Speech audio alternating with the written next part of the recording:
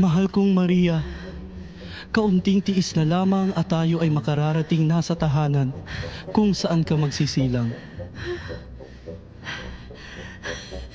Sa wari ko'y hindi ko nakakayanin. Mahal ko, Jose. Malapit nang lumabas ang sanggol sa aking sinapupunan.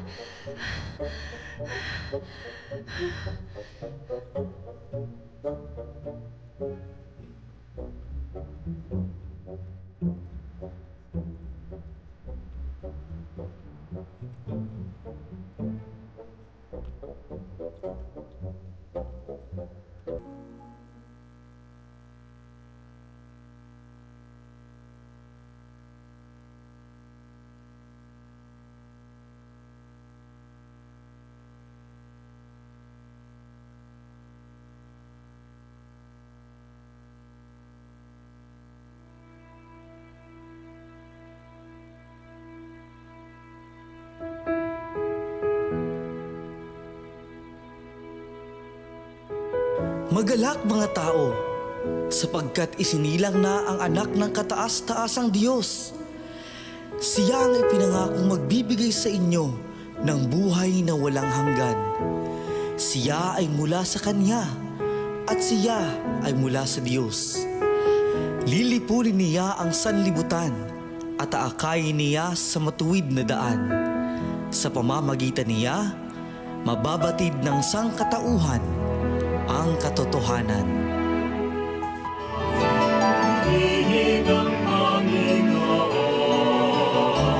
umawit ng kagalakan,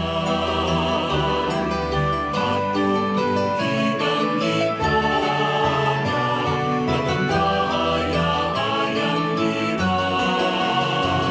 Ipan ninyo ang trumpeta.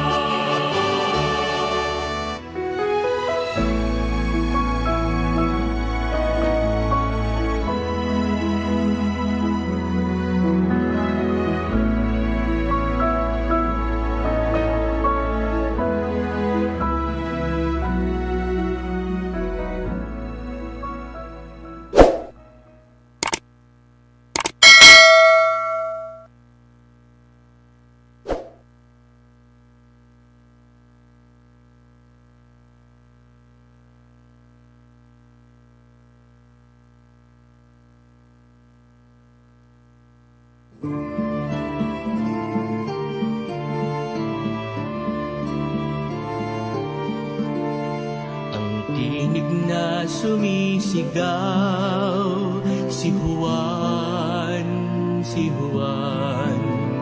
Suko ng Diyos na maghanda ng daan,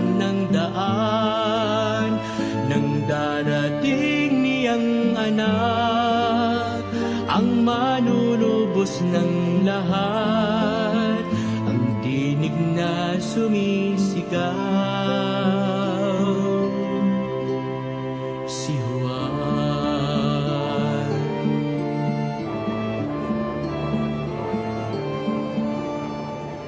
Makinig kayong lahat! Darating na kasunod ko ang taong lulukob sa sanlibutan. Ang kanyang mga salita ay tunay na makapangyarihan. Ako man ay hindi nararapat na magkalag ng kanyang panyapak. Nauna akong pumarito upang linisin ang kanyang daraanan. Kaya't mangagsisi kayo sa inyong mga kasalanan. Sino ba ang taong iyong tinutukoy? Hindi ka namin maunawaan. Siya ba ay isang pantas? O di kaya isang propeta? Siya ang aakay sa atin sa tamang daan upang maging matuwid. Siya ang magtuturo ng katotohanan upang makamit ang buhay na walang hanggan.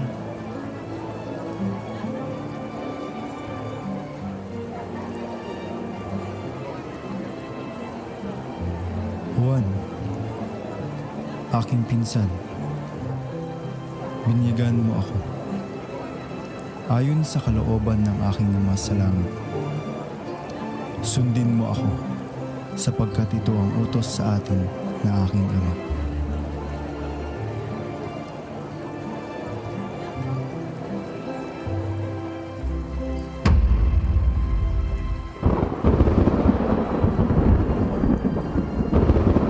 Siya ang aking anak na lubos kong kinalulugdan. Pakinggan natin ang tinig ni Juan, ni Juan. Tayo ay magbalik loob sa puong may kapal. Daos pusong pagsisihan ating mga kasalanan. Pakinggan natin ang tinig ni Juan. Ang tinig sa ilang, ang sigaw ni Juan.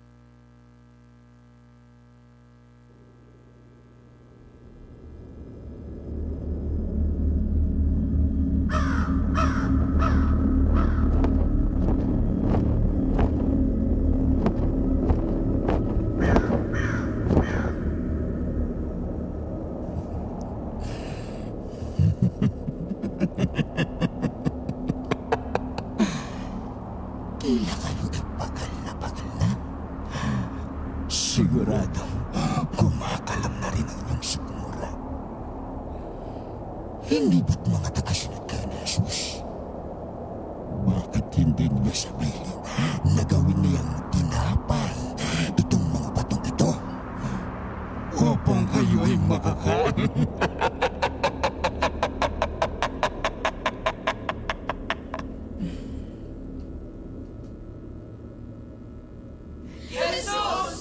Tulungan mo kami!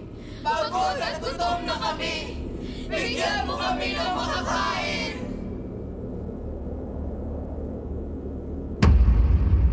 Layuan mo sila! Sinasabi ko sa inyo, hindi lamang sa tinapay na bubuhay ang bawat nilalang, kundi sa bawat salita, grasya at awa ng amang haring dakila.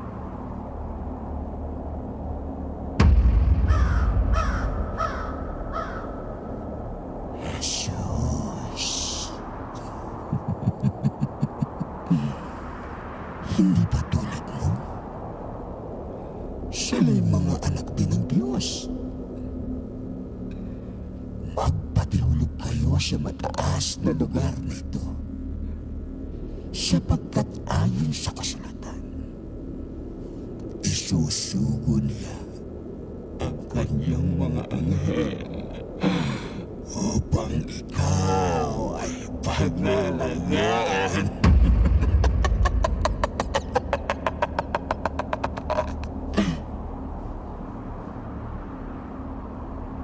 Jesus! Tulungan mo kami! Layuan mo kami, demonyo! Sapagkat nasusulat na walang sino man ang dapat tumukso sa pangalan ng Amang Diyos!